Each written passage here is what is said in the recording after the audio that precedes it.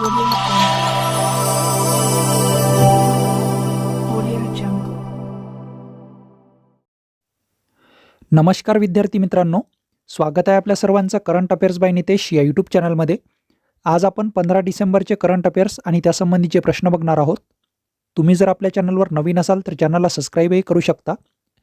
आजच्या व्हिडिओमध्ये एकूण प्रश्नसंख्या 10 असेल आणि शेवटी विचारलेल्या प्रश्नाचं योग्य उत्तर कमेंट करायला विसरू नका. बघूयात आजच्या सिरीजमधील प्रश्न क्रमांक पहिला. नुकताच कोणाला 33वा व्यास सन्मान 2023 प्रदान करण्यात आला? याचं योग्य उत्तर आहे option number A, Pushpa Bharati. आणि हा प्रश्न VIMP आहे, कारण यावर तुम्हाला प्रश्न येऊ शकतो. याबद्दलची अधिक माहिती बघा.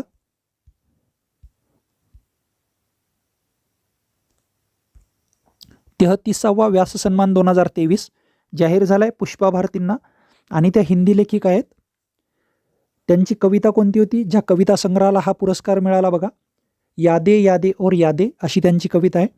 2022चा 32वा पुरस्कार ज्ञान चतुर्वेदी यांना जाहीर झाला होता, आणि त्यांची कादंबरी कोणती होती तर पागलखाना. आणि 2021चा 31वा व्यास सन्मान असगर वजाहत यांना जाहीर झाला होता, महाबली या नाटकासाठी. आता या पुरस्काराची सुरुवात बघा, 1991ला या पुरस्काराची सुरुवात झाली होती, आणि KK बिर्ला फाउंडेशनच्या वतीने हा पुरस्कार देण्यात येतो. याचे स्वरूप किती आहे, 4 लाख रुपये. आणि प्रथम पुरस्कार रामविलास शर्मा यांना जाहीर झाला होता 1991ला. हा पुरस्कार कोणाला प्रदान करण्यात येतो तर भारतीय साहित्यातील योगदानासाठी मागील 10 वर्षात प्रकाशित हिंदी साहित्यासाठी हा पुरस्कार देण्यात येतो. यावर अपेक्षित प्रश्न काय आहेत? तुम्हाला 33वा पुरस्कार कोणाला जाहीर झाला, त्याच्यानंतर कोणत्या कविता संग्रहालयासाठी त्यांना हा पुरस्कार जाहीर झाला. 32 आणि 31वा हा पण प्रश्न विचारू शकतील तुम्हाला. आणि व्यास सन्मानाबद्दल जी ही माहिती खाली आहे याच्यावर मल्टीलाईन प्रश्न आला तर याच्यावर प्रश्न येऊ शकतो. समोरचा प्रश्न बघा आता, प्रश्न क्रमांक 2. सुप्रिया सुळे यांना कितव्यांदा संसद महारत्न पुरस्काराने सन्मानित करण्यात आले? याचं योग्य उत्तर आहे पर्याय नंबर बी, दुसऱ्यांदा. यांच्याबद्दलची अधिक माहिती बघा.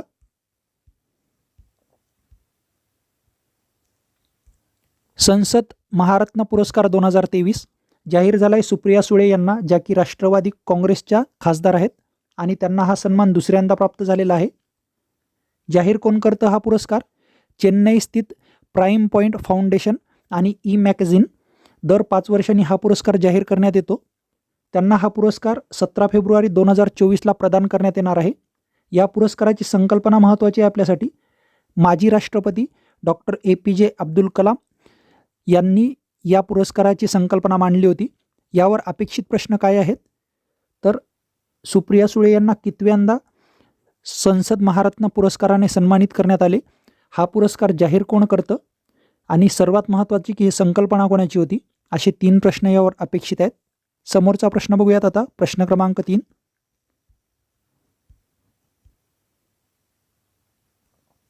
हा प्रश्न अतिशय महत्त्वाचा आहे. नुकताच कोणाचा आंतरराष्ट्रीय टेनिस हॉल ऑफ फेममध्ये समावेश करण्यात आला आहे? याचं योग्य उत्तर आहे पर्याय नंबर सी, A व B, म्हणजेच लिएंडर पेस आणि विजय अमृतराज यांची निवड कशात झालेली आहे? आंतरराष्ट्रीय टेनिस हॉल ऑफ फेममध्ये. याबद्दलची अधिक माहिती बघूयात.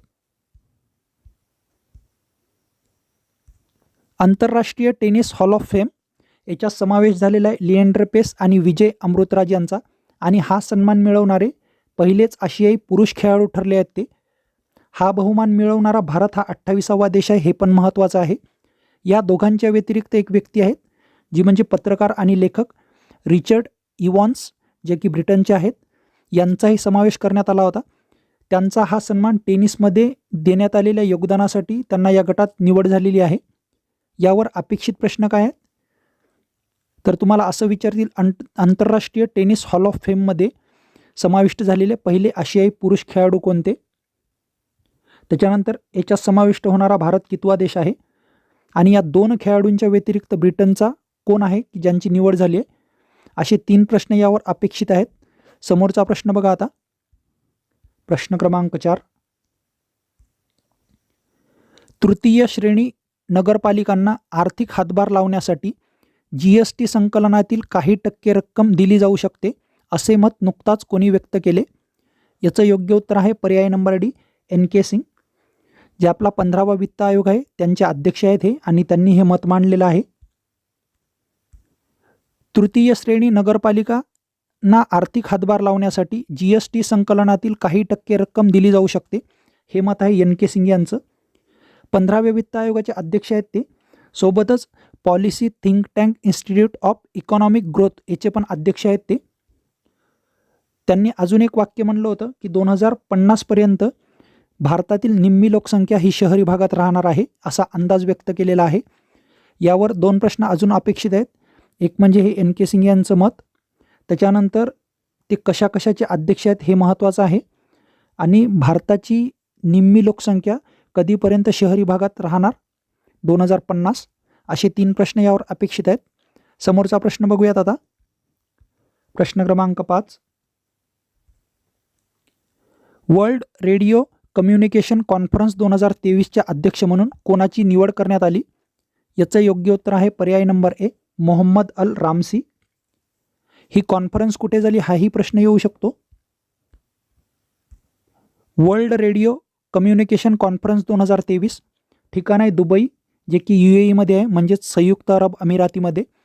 दिनांक 20 नोव्हेंबर ते 15 डिसेंबर 2023मध्ये या कॉन्फरन्सचे आयोजन करण्यात आलेलं आहे, आणि याच्या अध्यक्षपदी कोणाची निवड झाली?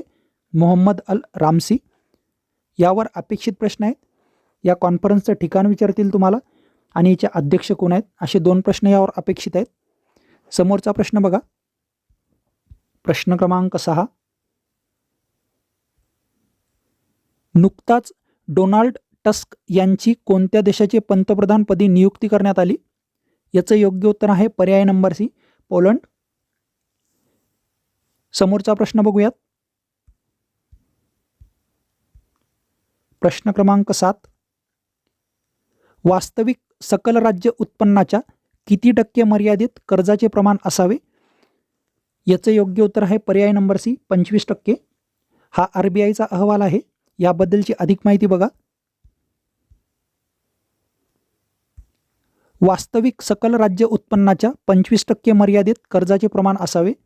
भारतीय रिझर्व्ह बँक. राष्ट्रीय पातळीवर सरासरी हे प्रमाण 27.6% आहे. हा आकडा पण महत्त्वाचा आहे. महाराष्ट्रात हे प्रमाण किती आहे तर 18%. गेल्या 10 वर्षात महाराष्ट्र सकल राज्य उत्पन्नाच्या तुलनेत कर्जाचे प्रमाण 16 ते 18%च्या आसपास राहिले आहे, आणि हे महत्त्वाचे आहे. ही आकडेवारी तुम्हाला विचारू शकतात. महाराष्ट्र राज्यातील कर्जाचा बोजा किती आहे सध्या तर 7 लाख कोटी रुपये. यावर अपेक्षित प्रश्न बघा. वास्तविक सकल राज्य उत्पन्नामध्ये किती टक्के मर्यादित कर्जाचे प्रमाण असावे? 25%. हा अहवाल कोणाचा आहे तर RBIचा. राष्ट्रीय पातळीवर सरासरी प्रमाण किती आहे तर 27.6%. त्याच्यानंतर सगळ्यात महत्त्वाचं, महाराष्ट्रात हे प्रमाण किती आहे तर 18%, आणि गेल्या 10 वर्षात महाराष्ट्राची टक्केवारी किती आहे 16 ते 18%, आणि राज्यात सध्या कर्जाचा बोजा किती आहे तर 7 लाख कोटी. असे 5 प्रश्न यावर अपेक्षित आहेत. समोरचा प्रश्न बघा. प्रश्न क्रमांक 8. खालीलपैकी कोणता दिवस राष्ट्रीय ऊर्जा संवर्धन दिन म्हणून साजरा केला जातो? याचं योग्य उत्तर आहे पर्याय नंबर डी, 14 डिसेंबर. याबद्दलची अधिक माहिती बघा. 14 डिसेंबर राष्ट्रीय ऊर्जा संवर्धन दिन, आणि याची सुरुवात झालेली आहे 1991ला. याचा उद्देश पण महत्त्वाचा आहे. ऊर्जा कार्यक्षमता आणि संवर्धनातील राष्ट्राच्या उपलब्धीवर प्रकाश टाकताना ऊर्जा संरक्षणाचे महत्त्व वाढवण्यासाठी हा दिवस साजरा केला जातो. त्याच्यानंतर या दिनाचे नेतृत्व कोण करते तर ब्युरो ऑफ एनर्जी इफिशियन्सी. यावर 2 प्रश्न अपेक्षित आहेत. एक म्हणजे हा दिवस विचारतील तुम्हाला, आणि या दिवसाचे नेतृत्व कोण करते तर ही संस्था विचारतील तुम्हाला. समोरचा प्रश्न बघा. प्रश्न क्रमांक 9. हा प्रश्न महत्त्वाचा आहे कारण पहिल्यांदाच जाहीर झालेला आहे. प्रथम समाधी संजीवड पुरस्कार 2023 कोणाला जाहीर करण्यात आला? याचं योग्य उत्तर आहे पर्याय नंबर ए, डॉक्टर विवेक सावंत. याबद्दलची अधिक माहिती बघा. प्रथम समाधी संजीवन पुरस्कार 2023 जाहीर झालेला आहे डॉक्टर विवेक सावंत यांना. श्री ज्ञानेश्वर महाराज संस्थान कमिटी यांच्यातर्फे हा पुरस्कार देण्यात येतो. डॉक्टर विवेक सावंत हे सध्या महाराष्ट्र ज्ञान मंडळाचे कार्यकारी संचालक आहेत, म्हणजेच MKCL पुणे. आणि याचे स्वरूप किती आहे तर 2,51,000 रुपये. यावर अपेक्षित प्रश्न आहे, हा पुरस्कार कोणाला जाहीर झाला, कोणामार्फत हा पुरस्कार देण्यात येतो. त्याच्यानंतर विवेक सावंत हे कशाचे संचालक आहेत आणि या पुरस्काराचे स्वरूप, असे 4 प्रश्न यावर अपेक्षित आहेत. समोरचा प्रश्न बघा, प्रश्न क्रमांक 10. नुकताच निधन झालेले रवींद्र बेर्डे कोणत्या क्षेत्राशी संबंधित होते? याचं योग्य उत्तर आहे पर्याय नंबर बी, अभिनय क्षेत्राशी. यांच्याबद्दलची अधिक माहिती बघा. आणि यावर आलेला प्रश्न नुकताच जो आयोगाचा आहे तो प्रश्न आपण खाली घेतला आहे की कशा स्वरूपाचे प्रश्न यावर डिझाईन होतात ते. ज्येष्ठ अभिनेते रवींद्र बेर्डे यांचं निधन झाले 12 डिसेंबर 2023 आणि ते 78 वर्षाचे होते. दिवंगत अभिनेते लक्ष्मीकांत बेर्डे यांचे ते सख्खे भाऊ होते.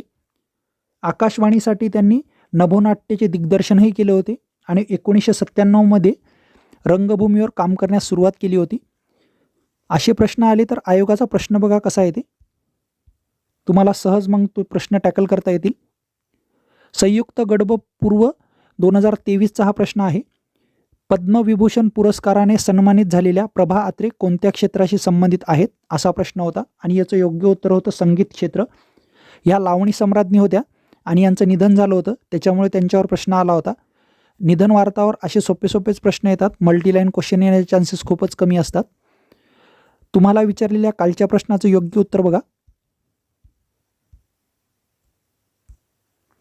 राज्यात वायू प्रदूषणात उत्तम कामगिरी करणाऱ्या शहरांमध्ये कोणत्या शहराचा प्रथम क्रमांक लागतो? याचं योग्य उत्तर आहे पर्याय नंबर ए, अमरावती शहर. आणि तुमच्यासाठीचा आजचा प्रश्न, महाराष्ट्र राज्य मागासवर्गीय आयोगाच्या अध्यक्षतेपदी कोणाची निवड करण्यात आली? हा प्रश्न इम्पॉर्टंट आहे, येणाऱ्या परीक्षेत हा प्रश्न येऊ शकतो. याचं योग्य उत्तर कमेंट करायला विसरू नका. व्हिडिओ आवडल्यास व्हिडिओला लाईक करा. चॅनलवर नवीन असाल तर चॅनलला सबस्क्राईबही करू शकता. यासंबंधीच्या PDF तुम्हाला आपल्या टेलिग्राम चॅनलवर उपलब्ध करून दिलेल्या आहेत, तुम्ही टेलिग्राम चॅनल पण जॉईन करू शकता. भेटूयात पुढच्या वेळेस एका नवीन व्हिडिओसह. धन्यवाद.